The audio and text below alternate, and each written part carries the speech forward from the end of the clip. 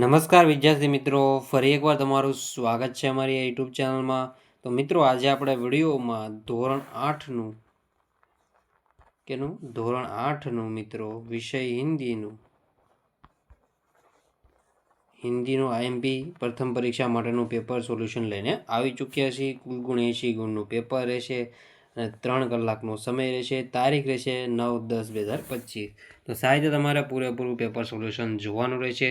ચેનલમાં નવા હોય તો ચેનલને સબસ્ક્રાઈબ કરવાનું ભૂલતા નહીં અને બેલ આઇકન પણ દબાવી દેજો. તો મિત્રો, આપણે હવે સોલ્યુશન સ્ટાર્ટ કરી દઈએ. તો પહેલું એ છે મિત્રો, નિમ્નલિખિત પ્રશ્નો કે उत्तर 2-3 वाक्यों में लिखिए. तो એમાં પહેલું છે, अब आप चिमटे के प्रयोग की तरह रूमाल के विविध प्रयोग बताइए. आप बड़े होकर क्या बनना चाहते हो और क्यों. પછી છે, ऋषि ने बालक का नाम सर्वदमन क्यों रखा. तो मैं एक प्रश्न હું તમને સમજાવી દઉં છું વચલા નંબરનો. तो मैं बड़ा होकर डॉक्टर बनना चाहता हूँ. तो તમે તમારી રીતે લખી શકો જે પણ બનવું હોય તે. आज हमारे देश में बीमारियां बढ़ रही है और योग्य डॉक्टर की कमी है. जो डॉक्टर योग्य है वह उनकी फीस सुनकर बीमारी और बढ़ जाती है. गांवों के गरीब मरीजों को अपने मकान और जमीन बेचकर शहर के अस्पताल में अपना इलाज कराना पड़ता है. मैं कुशल और योग्य डॉक्टर बनकर उचित फीस में ऐसे मरीजों का इलाज करना चाहता हूँ. डॉक्टर के पेशे में कमाई के साथ लोगों की सेवा का अवसर भी मिलता है, इसलिए मैं डॉक्टर बनना चाहता हूँ. तो આવી રીતે તમે જવાબ લખી શકો. પછી, बालक वन के पशुओं के बच्चों के साथ निडर होकर खेलता था. उनके इसी साहसी और निर्भीक स्वभाव के कारण ऋषियों ने उसका नाम सर्वदमन रखा था. निम्नलिखित प्रश्नों के उत्तर 2-3 वाक्यों में लिखिए. भिन्न भिन्न धर्म के लोग प्रार्थना करने के लिए कहाँ कहाँ जाते हैं. तो प्रत्येक धर्म के लोग अपने अपने पूजा स्थानों में प्रार्थना करने के लिए जाते हैं. हिंदू मंदिर में, मुसलमान मस्जिद में, ईसाई चर्च में, सिख गुरुद्वारा में और पारसी अग्यारी में प्रार्थना करने के लिए जाते हैं. धरती के सपूत नए राग और गान किसके भरेंगे. तो आज़ादी के बाद हमारे देश में एक नए युग का आगमन हुआ है. धरती के सपूत इस नवयुग के नूतन वीणा में नए राग और गान भरेंगे. घायल पक्षी को किसने उठाया. उठाने पर हंस क्यों कैसा लगा. तो घायल पक्षी को उठाया गया जब वह गिर गया था. उठाने पर हंस को ऐसा लगा कि जैसे नया जन्म मिल गया. उससे उसकी पीड़ा और हानि कम हुई और वह सुरक्षित हो गया. यह घटना कहानी में करुणा और दया का प्रतीक है. निम्नलिखित परिचय को अपनी मातृभाषा में अनुवाद कीजिए. તો તમારે આનો તો માતૃભાષામાં અનુવાદ કરવાનો છે. સાહિત્યને પોઝ કરીને જોઈ લો. પહેલાં હિન્દી વાંચી લેજો, હું તમને ખાલી ગુજરાતી કહું છું. ज्ञान मनुष्य का सच्चा धन है. यह ऐसा खजाना है जिसे कोई चुरा नहीं सकता और न ही यह खर्च होने से घटता है. तो ज्ञान મનુષ્યનો સાચો ધન છે. આ એવો ખજાનો છે કે જેને કોઈ ચોરી શકતું નથી અને ન તો આ ખર્ચવાથી ઘટે છે. જેટલું વધારે જ્ઞાન વેચવામાં આવશે એટલું જ વધે છે. તો સાહિત્ય તમે પોઝ કરીને વાંચી લેજો.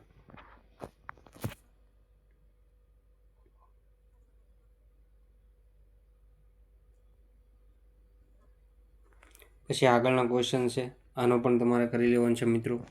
હિન્દીનું ગુજરાતી સાહિત્ય જોઈ લો. हमारे लिए संसार में सबसे अधिक मूल्यवान हमारा शरीर है.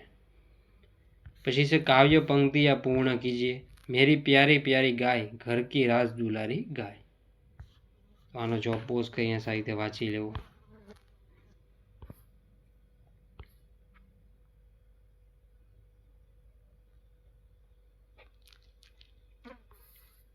પછી છે, सूचना अनुसार कीजिए. तुम भी हामिद की तरह किसी न किसी मेले में गए होगे. वहाँ तुमने क्या क्या खरीदा और क्या क्यों. तो તમે જોઈ લો સાહિત્ય.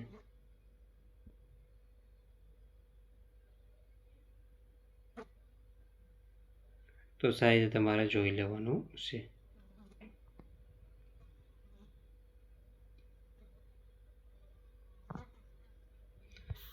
પછી से यदि तुम्हें मेले में अपनी दादी के लिए कुछ खरीदना हो तो क्या खरीदे और क्या. તો આમાં મિત્રો ચશ્મા રાખવાનું બોક્સ ખરીદવાની વાત કરવામાં આવી છે. તમે તમારી રીતે લખી શકો છો. तो साहित्य તમે જોઈ લેજો. પછી છે, निम्नलिखित रूपरेखा के आधार पर कहानी लिखकर शीर्षक एवं बोध लिखिए. 4 चोरों को मिलकर धन चुराना, बंटवारे करने के लिए जंगल में जाना, भूख लगना, 2 चोरों को मिठाई खरीदने के लिए नगर में जाना, नीयत बिगड़ना, मिठाई में जहर मिलाना, इधर जंगल में दोनों चोरों का मन भी पाप, मिठाई लाने वालों को मार डालने की युक्ति, हाथ मुंह धुलाने के लिए। तो आ જોઈ લો સાહિત્ય।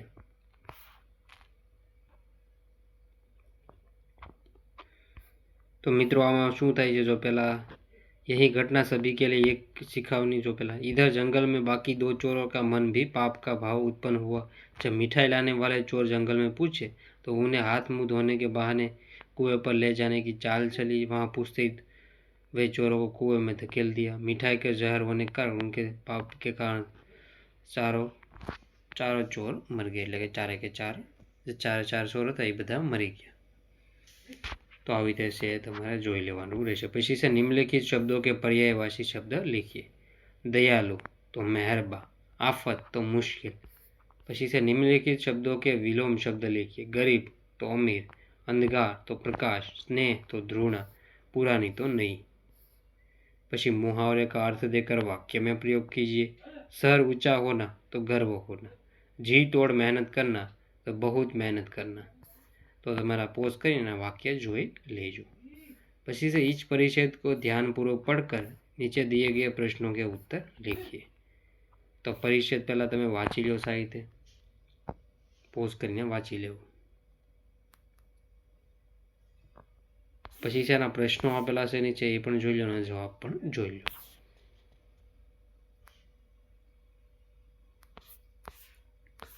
पछी सूचना अनुसार दीजिए। अर्थ देकर वाक्य में प्रयोग कीजिए। दुहिता तो पुत्री, ने वेदना तो पीड़ा, दुख या तकलीफ। उत्कोच तो कोई बात या वस्तु से होने का अपमान या ठेस। विशेषण के प्रकार बताइए। 2 लीटर तो पारिमाण।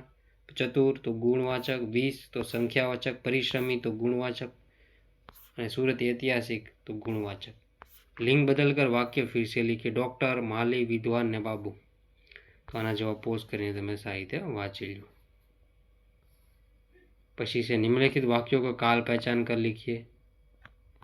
तो आना पण जवाब साहित्य तमारे जोई लेवाना रहेशे।